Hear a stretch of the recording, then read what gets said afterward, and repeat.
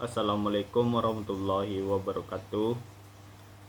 Saya Haikal Funisma Abdi, NIM 2287233. Di sini saya melengkapi tugas dasar-dasar pendidikan jasmani dan olahraga, yaitu materi tentang sejarah penjas dan olahraga di Indonesia.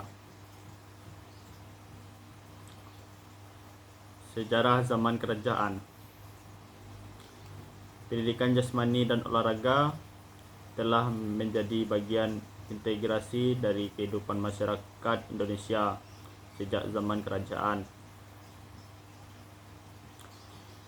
Di era prasejarah, olahraga merupakan kegiatan yang umum dilakukan oleh masyarakat sebagai bentuk latihan fisik dan persiapan dalam memenuhi kehidupan sehari-hari.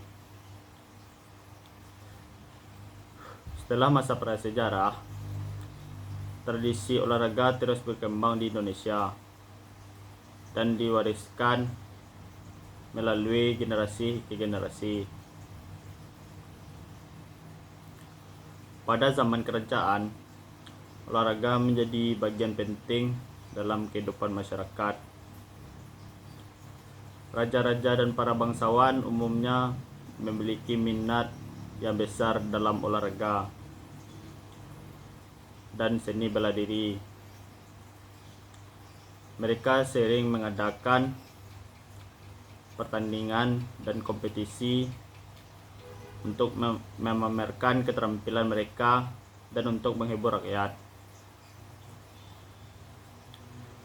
Salah satu olahraga yang populer pada masa itu adalah bela diri. Seni bela diri yang terkenal pada zaman kerajaan antara lain pencak silat, kuda lumping, dan tarung derajat. Seni bela diri masyarakat pada masa itu juga gemar bermain sepak bola, bulu tangkis, panahan, dan cabang olahraga lainnya.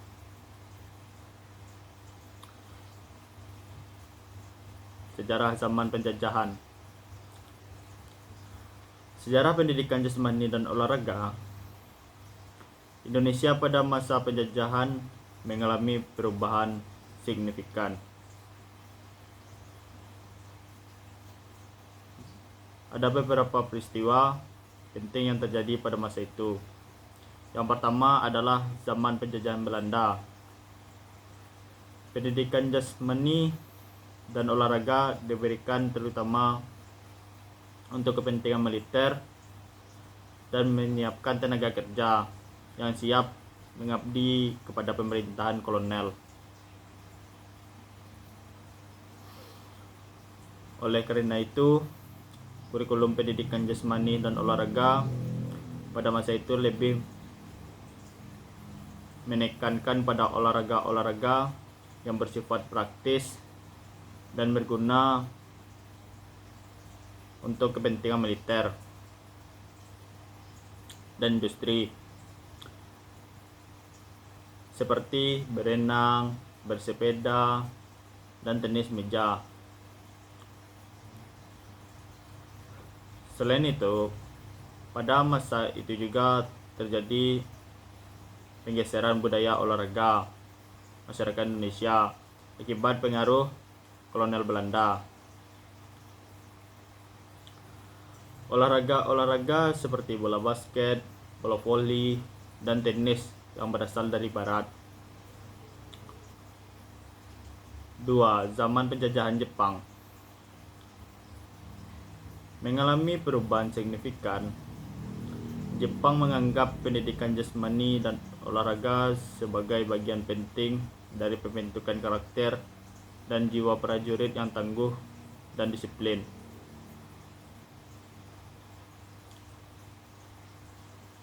Olahraga yang dianjurkan pada masa itu antara lain judo, karate, kendo, dan aikido.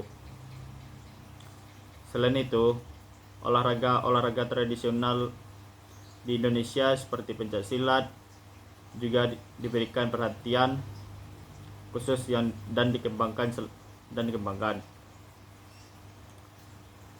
Selain itu, pada masa penjajahan Jepang terjadi penggeseran nilai-nilai dan pendidikan jasmani olahraga.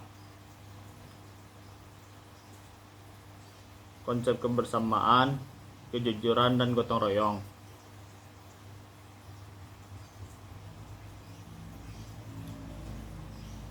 Sejarah zaman kemerdekaan. Sejarah zaman kemerdekaan sangatlah penting dalam membangun bangsa dan negara yang mandiri.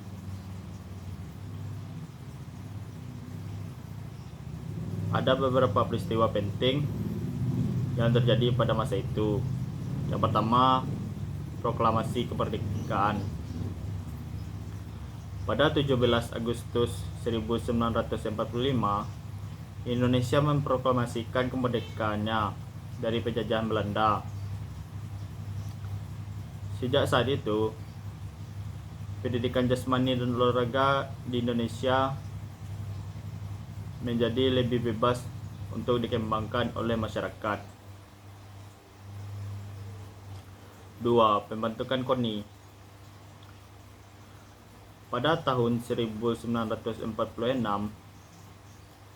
dibentukkan Komite Olahraga Nasional Indonesia yang bertujuan untuk memajukan olahraga di Indonesia dan mewarisi Indonesia dalam ajang olahraga internasional.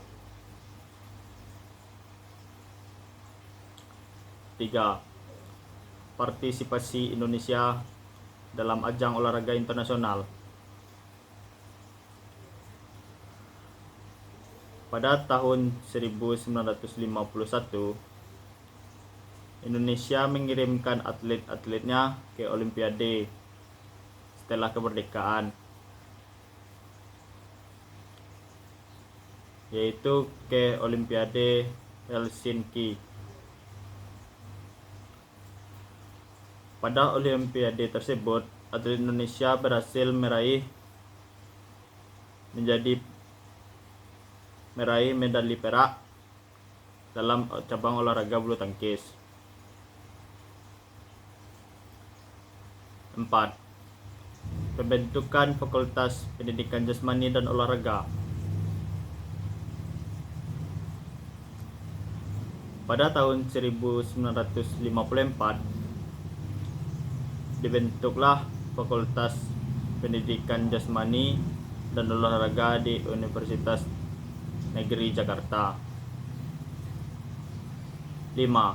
Pengembangan olahraga tradisional. Selain mengembangkan olahraga modern, pada masa kemerdekaan juga terjadi pengembangan olahraga tradisional Indonesia seperti pencaksilat, sepak takraw, dan bulu tangkis yang kemudian menjadi olahraga unggulan Indonesia itu.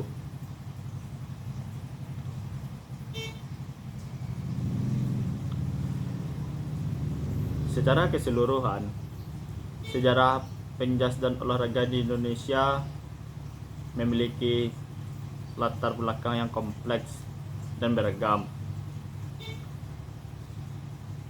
dipengaruhi oleh faktor-faktor sosial, budaya, politik, dan ekonomi. Sejak zaman kerajaan, olahraga telah menjadi bagian dari kehidupan masyarakat Indonesia, baik sebagai kegiatan religius, hiburan, maupun sebagai sarana memperkuat nasionalisme. Pada masa penjajahan, olahraga modern mulai diperkenalkan oleh bangsa asing, namun hanya diperuntukkan bagi orang-orang yang terpilih, kalangan elit. Setelah kemerdekaan Indonesia, olahraga dan penjas diperuntukkan untuk semua lapisan masyarakat dan menjadi bagian penting dalam pembentukan identitas nasional. Baik, hanya itu yang dapat saya sampaikan. Kalau ada kekurangan dan kesalahan kata, saya mohon maaf. Saya akhiri dengan Assalamualaikum warahmatullahi wabarakatuh.